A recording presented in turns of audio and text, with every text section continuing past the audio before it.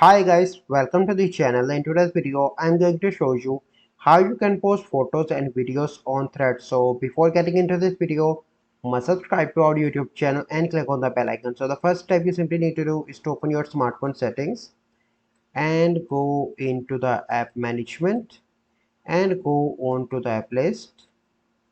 And here you need to search for the thread. Okay, and here you need to click on permissions and you allow files and media permission to add photos and videos. So here you can see that I already allow.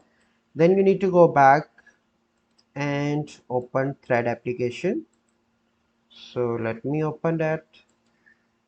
Okay, once you open, you simply need to click on this icon here in the bottom, and here you can see an attachment icon. Click on that and you can select any image from your gallery. So let's suppose I'm going to select this one. Click on done, and here you can add text as well. It is up to you what you want, and then you click on post. So you can also add video as well here. So this is a process by which you can post photos or videos on thread. So I hope you find this video helpful. If you find this video helpful, must like this video, subscribe to our YouTube channel for future videos. We'll see you in the next video. Thank you, have a good day.